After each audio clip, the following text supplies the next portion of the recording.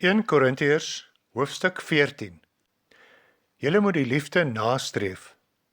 Lê julle toe op die gawes van die Gees, maar veral daarop om te profeteer. Iemand wat in ander tale praat nie met mense nie, maar met God. Niemand verstaan hom nie, want deur die Gees sê hy onbegryplike dinge. Iemand wat profeteer, rig hom tot mense en praat woorde wat geestelik opbou en bemoedig en vertroos. Die een wat in tale praat, bou net homself op, maar die een wat profeteer, bou die gemeente op. Ek sou graag wil hê dat julle almal met ander tale kan praat, maar nog liewer dat julle profeteer. Die een wat profeteer is van groter betekenis as die een wat in ander tale praat, tensy hy dit ook uitlê, sodat die gemeente daarneer opgebou kan word. En nou broers, as ek na julle toe kom en ander tale gebruik, van watter nut sal dit vir julle wees? Ek sal vir julle net van nut wees as ek 'n openbaring of kennis of profesie of lering aan julle meedeel. Dit is net soos met lewelose instrumente wat klank afgee, soos 'n fluit of 'n siter. As daar nie klankverskille is nie, hoe sal 'n mens weet wat op die fluit of die siter gespeel word? En as die beël 'n onduidelike sein gee, wie sal vir die geveg gereed maak? So is dit ook met julle. As julle met ander tale praat en nie 'n verstaanbare woord praat nie, hoe sal 'n mens weet wat daar gesê word? Dan praat julle mos in die wind. Daar is wie weet hoeveel soorte tale in die wêreld, en nie een is sonder betekenis nie. Maar as ek 'n taal nie ken nie, sal die een wat dit praat vir my onverstaanbaar wees en ek vir hom. Dit is ook op julle van toepassing. As julle toelê op die gawes van die Gees, streef dan na die wat tot opbou van die gemeente dien, sodat julle daarin kan uitmunt. Daarom moet hy wat in ander tale praat, bid om die gawe te kry om dit te kan uitlê. Want as ek ander tale gebruik wanneer ek bid, dan bid my gees, maar my verstand is nie daarbey betrokke nie. Hoe moet dit dan wees?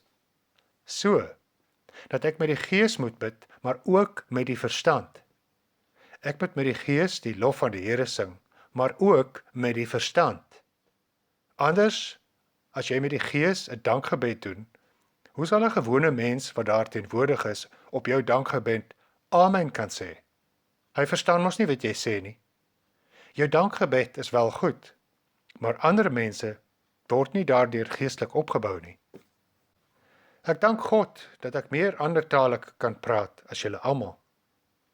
Maar in die byeenkoms van die gemeente wil ek liewer 5 woorde met my verstand praat, om ook ander te onderrig, as 1000 woorde in 'n ander taal. Broers, moenie in julle denke kinders wees nie. Wees onvolwasse in die slegte dinge, maar in julle denke volwasse. In die wet staan daar geskrywe dat die Here sê, deur andertaliges en deur die mond van vreemde mense sal ek met die volk praat, en selfs dan sal hulle na my nie luister nie. So is die praat van ander tale dan 'n teken vir ongelowiges en nie vir gelowiges nie. Daarteenoor is die profesie vir gelowiges en nie vir ongelowiges nie.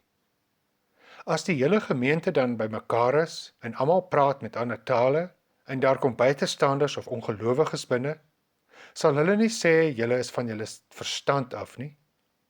Daarteenoor, as almal profeteer en daar kom 'n ongelowige of 'n buitestander binne, dan word hy deur almal in die gewete aangespreek en kom hy tot selfondersoek. Die verborgde dinge van sy hart kom aan die lig, en so kom hy daartoe om op sy knieë te val, God te aanbid en openlik te getuig, waarlik, God is hier by julle. Hoe moet dit dan wees, broers? Elke keer as julle bymekaar kom, het elkeen gewoonlik 'n bydrae om te lewer. 'n Psalm, 'n onderwysing, 'n openbaring, 'n ander taal, 'n uitleg daarvan. Sorg dan dat alles tot opbou van die gemeente verloop. Wat ander tale betref, net 2 of hoogstens 3 moet dit praat, elkeen op sy beurt, en daar moet een wees wat dit uitlê.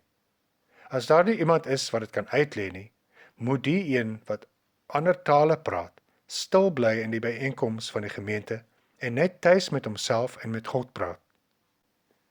Wat die profete betref, 2 of 3 kan aan die woord kom, en die ander moet beoordeel wat hulle sê.